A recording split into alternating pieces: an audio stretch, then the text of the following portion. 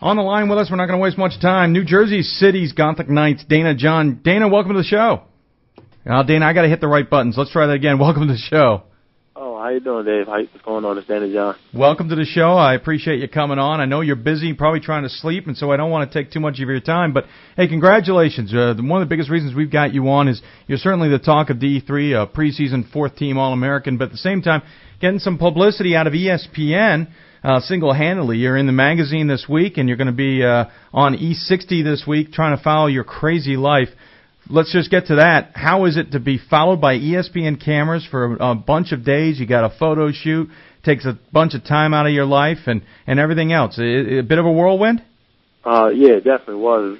It's definitely unexpected, too. So it was a pleasant surprise for everybody on the team. Like, everybody on the team got a kick out of it. Cool. And, everybody at the school got a kick out of it. So it was a pleasant surprise. Obviously, Dana, a unique story in Division III that you are. A junior now. You hadn't played any real collected ball, organized ball until you got to New Jersey City. A friend of yours kind of got you into the school and into the program. You have a busy life on your hands with your own child, working 40 hours a week minimum at the U.S. Postal Service. Obviously, you're quite busy.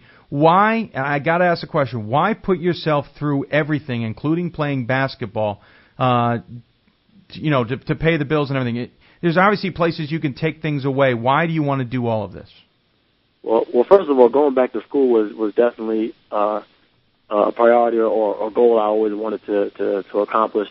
And playing basketball is something I always loved to do, so I try to just put two and two together. And I try to see if I could balance everything out. Like the year before I went to school, I tried to see how my schedule would be if I just balance everything out, if I just try it. And the first year I went there, Coach Brown told me, never start anything that you don't plan to finish. So I said to myself, let me just try to do this, try to get my degree. Sure. Try to play a little basketball all in one, and it's working out pretty good for me. Hey, it is. I mean, you're averaging over 20 points a game on little or no sleep. I'm impressed with that. I got to ask, though, the schedule's crazy. Starting from, let's say, 10 o'clock at night, take me through a day, time by time, and what you're doing.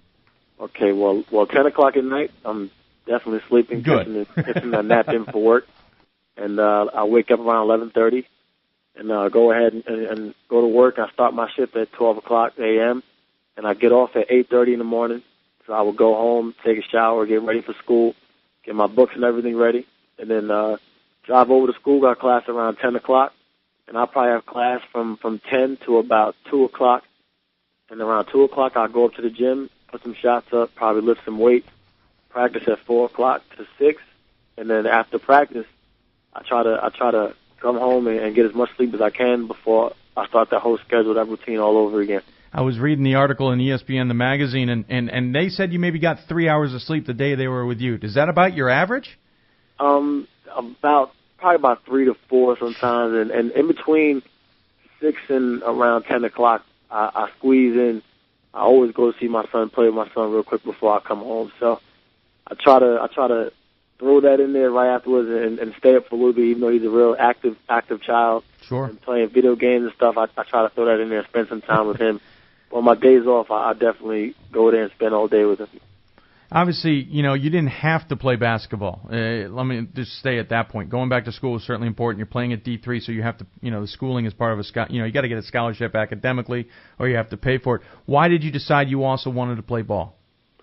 I think it's the love of basketball, and I've seen how much fun a friend of mine was having when he was playing organized basketball, and that the relationship I built while he was in the system under Coach Brown, the relationship I built with Coach Charles Brown before he retired, I think that's what drew me into wanting to play basketball, and also I wanted to test to see where my skill level was at. I was told I was pretty good in basketball, so I just wanted to see, I guess, where my talent was. Well, your talent's pretty much there. You're 13 points away in your junior year already, becoming the 26th person at New Jersey College, or New Jersey City, to hit the 1,000-point career mark. Has that sunk in yet, that you're that close to a goal that some people can't reach until midway through their senior seasons?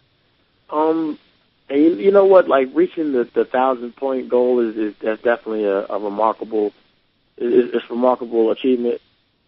The biggest thing with me is I just love the team aspect of playing basketball. Like I always pick winning instead of individual achievements and individual accolades. I would be happy scoring 500 points for my whole career as long as I can win an NJAC championship and experience going through the tournament and experience just winning. I think I will be even happier. But experience and scoring 1,000 points, if I ever get to that 1,000-point mark, is definitely an achievement that I'll be proud of. Obviously, you're 13 points away. You could do it even on the December 10th when you take on St. Joseph. You guys are off to a 4-3 start this season. Some good wins, some tough losses, I'm sure, like Manhattanville 78-74. How's your team? What's your team makeup? Are you guys going to be able to break through and make a heck of a run here and maybe get that NJAC championship this year? I think so. The losses we had spurts in the game where we were up double digits, and we just have to learn. We have a young team, and we're counting on players that played limited minutes last year, and we're counting on them for a lot of minutes this year. So I think it's all going to sink in like midway through the season, and these guys are picking it up in practice, and they're trying hard. And that's the one thing. As long as we try hard to put 110% effort on the court, everything will just fall into place. So it's just the fact that we have a young team and that we have to learn each other. We have a new coach, Mark Brown, right, who's a terrific coach, by the way, and he's bringing in his Division I style of play and his professional style of play, and he's bringing it amongst Division III talent. And we're just trying to blend everything together. And I think it's gonna work out great because he's a terrific coach, and his father's there to guide his footsteps as well. And so it's kind of like we have 2 for 1. We have Coach Charles Brown and Mark Brown together. It's just going to be a tremendous year. So we're just waiting for everything to just fall into place, and we're just being patient. You bring up your coach, new coach with Mark Brown in his first season. He's the interim head coach right now. How's the transition been from going from the coach who basically brought you into this program and helped develop you and develop the team to this brand new coach with a different mentality? Like I said before, with the getting the 2 for 1 kind of deal, it's like because Coach Charles Brown is always there, and he's always there as like a father figure as well as a mentor, and Mark Brown brings the youth and brings a different style of play, a faster paced style of play. So you blend those two together, and it's fun. It's fun basketball. It's making basketball real fun for everybody. And it's also lessons that all of us can learn on the court and learning the game better. I just feel, for me, for one, it's a terrific experience to deal with both Browns. So that's what I love about this year right here. That is certainly enjoyable. Got a weird question for you. You obviously have to work about 40 hours a week. I assume at the U.S. Postal Service you are full-time. And obviously it's a graveyard shift. What happens when you have away games? What happens if you've got a game in the middle of the week that has you traveling? Do you have to ask for time off? Does the Postal Service understand your situation? How does that all work? Well, last Monday we had a game. I believe it was last Monday, a game against Lycoming. Mm-hmm. And they were out in Pennsylvania. It was a pretty far trip. But as soon as we came back, I told my supervisor I might be an hour late, depending on how far we're going. And as soon as we touch down and get back to Jersey, it's right back. I got to go to work. Right. So, and usually during the season, I change my schedule from my initial days off of Thursday night and Friday night. I would change to Friday night and Saturday night in the event we have away tournaments where we go over the weekend. Sure. So I'll come back Sunday and just go to work. But they pretty much understand, and as a matter of fact, they kind of get kicked out of seeing me like in the magazine or seeing me in or stuff. I'm like a little celebrity at the job, but I always tell them, like, I just try to stay humble and stay focused, and they support me to the fullest. It's pretty impressive what you have to do. In the magazine, it described that one of your teachers pointed out to everybody that it was the last day they could drop the classes, and it seemed like it might have been pointed at you due to your schedule. You don't miss many classes. You don't miss much time at practice. You don't miss much time at work either, do you? This is a set schedule that you do every single day without fail, right? Yes, this is definitely every single day. But what I do is I try to encourage my teammates as well. I meet my teachers, like before the semester starts. I will go and meet them, and I'll explain to them my situation, explain to them my heavy workload, my schedule, and I try to develop a relationship with them, and I try to get my work in ahead of time in the event so I don't fall behind. And that's one thing, as even a college student without a full-time job, right, you might fall behind schoolwork. Yeah. So what I do is I develop that relationship with them, and sometimes they cut me a little break. I'll be able to hand the paper in maybe a week later than other students, but you got to develop that relationship with them. It's sort of like being in the workforce. You got to develop a relationship with the supervisors, with anybody in the authority in that aspect. So it works out for me. Is every single teacher that you've run into understanding, or have you had your roadblocks? Yeah, definitely have my roadblocks, but it's just a lesson learned every semester.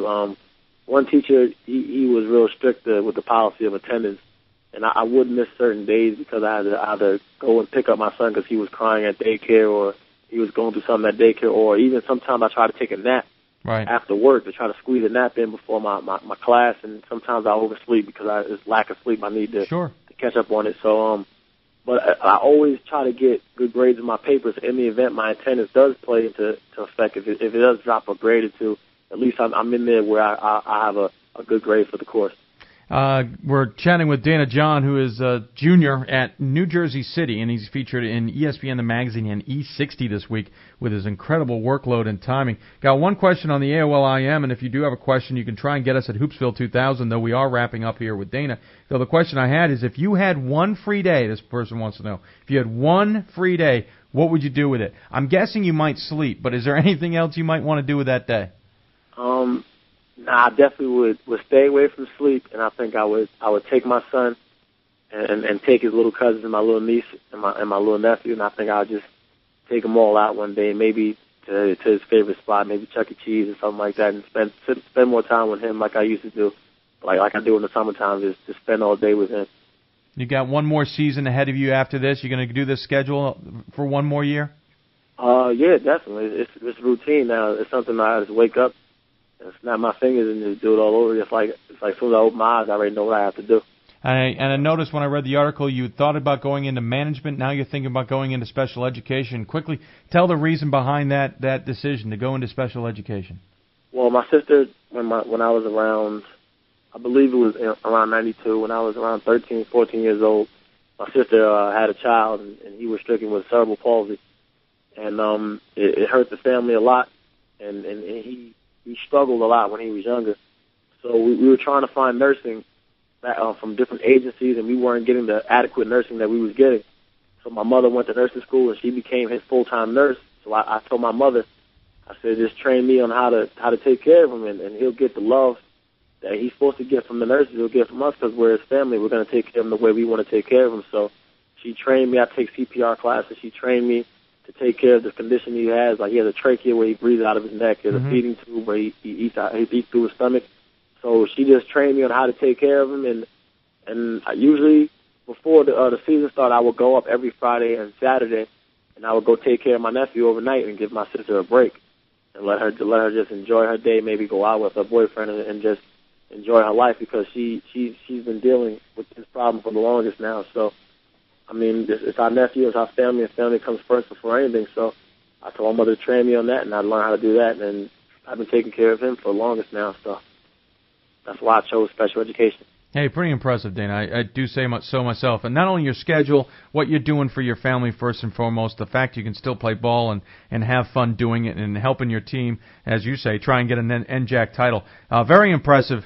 Very awe-inspiring, and certainly something many people should be looking up to. I congratulate you on everything, and before I let you go, anything else you want to say to anybody out there who might be listening, or even on the archives, whatever it may be, any final thoughts?